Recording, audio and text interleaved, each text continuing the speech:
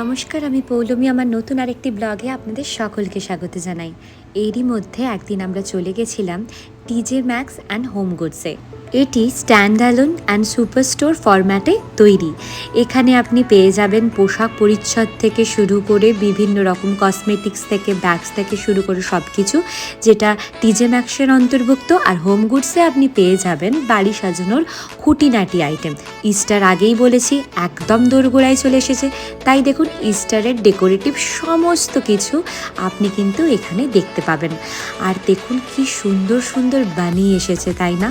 আমার মেয়ের এর মধ্যে একটা বানি প্রচণ্ড পছন্দ হয়েছিল, তাই তার বাবা তাকে as a Valentine day gift হিসেবে একটা বানি কিনে দিয়েছে। আর সে তো পেয়ে মহা খুশি।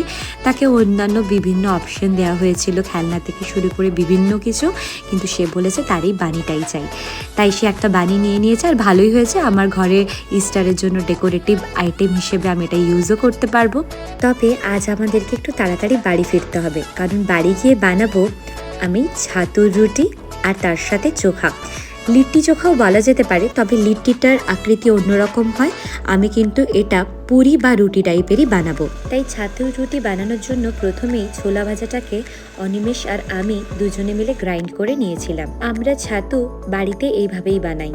তারপর তার মধ্যে দিয়ে দিয়েছিলাম পরিমাণ মতো চাট মশলা, আর এদিকে নিয়ে নিয়েছিলাম একটা পাত্রে সর্ষের তেল, যেটা আমি গরম করে নেব। আর এখানে দেখুন আমি অ্যাড করেছি রসুনের আচার, আর দিয়ে দিয়েছি শুকনো লঙ্কার একটা লঙ্কার আচার। তারপর অ্যাড করেছি পরিমাণ মতো ব্ল্যাক সল্ট, আর দিয়ে দিয়েছি পরিমাণ মতো নুন। আমি কিন্তু আগেই বললাম যে আমি সর্ষের তেলটাকে গরম করে নিয়েছি। এরপর আমি দিয়ে দেব এই ছাতুর পুরটার মধ্যে, এবং ভালো করে পুরটাকে আমি একটা চামচের সাহায্যে তারপর হাতের সাহায্যে সুন্দর করে মাখিয়ে নেব।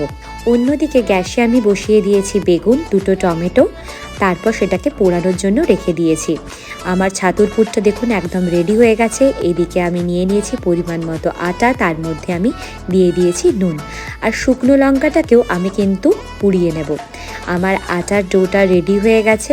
তারপর দেখুন আমি ধীরে ধীরে আটার ডোটাকে দুটো হাতের সাহায্যে রুটির মতো বেলে, যেমন আমরা স্টাফড পুরি বা রুটি বানাই সেরকমভাবে কিন্তু আমি ছাতুর পুরটা আমি ওই আটার ডোয়ের মধ্যে দিয়ে হালকা হাতে কিন্তু বেলে নেব।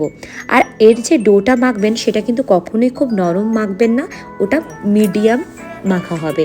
মানে খুব টাইটও হবে না, খুব নরমও হবে না, তাহলে কিন্তু ফেটে যাবে ছাতুর রুটিটা। এরপর দেখুন যেমনভাবে আমরা রুটি সেকে তারপর আমরা ফুলিয়ে নিই, তেমনভাবে তাওয়াতে প্রথমে এপিট ওপিট করে তারপর ফুলিয়ে নিয়েছি ঘিটাকে আমি একটু গরম করে তারপর ছাতুর ওই রুটিগুলোর ওপরে ভালো করে গরম গরম ব্রাশ করে দিয়েছি। এটা কিন্তু পুরোটাই অপশনাল, আপনারা চাইলে অ্যাজ এ রুটি এমনি খেতে পারেন। এবার আলুর চোখা বানানোর পালা। আমি আলুটা প্রথমেই সেদ্ধ করে নিয়েছিলাম, আর এদিকে বেগুন, টমেটো, শুকনো লঙ্কা পোড়ানো ডান। এরপর ভালো করে দেখুন আমি এগুলোকে একসাথে নিয়ে নিয়েছি, আর পেঁয়াজ কুচিয়ে নিয়েছি, আর সামান্য কাঁচা লঙ্কা আর রসুন কুচিয়ে আমি একটা বাটিতে রেখে দিয়েছি। নিয়েছি নুন আর সর্ষের তেল। এরপর ভালো করে একসাথে আমি এগুলোকে মাখিয়ে নেব। আর ছাতুর যে এক্সট্রা পুরটা ছিল সেটাও কিন্তু আমি এর মধ্যে অ্যাড করব, আর দিয়ে দেব পরিমাণ মতো নুন, পরিমাণ মতো বিট লবণ, আর দেব লেবু। তারপর ভালো করে একসাথে এটাকে স্ম্যাশ করে নেব এবং সুন্দর করে মাখিয়ে নেব। লঙ্কাটা পুড়িয়ে দেওয়ার জন্য একটা অদ্ভুত সুন্দর স্মোকি ফ্লেভার কিন্তু অ্যাড হবে। আমার কিন্তু ছাতুর পুরি একদম রেডি উইথ চোখা। কেমন লাগলো অবশ্যই জানাবেন। নমস্কার।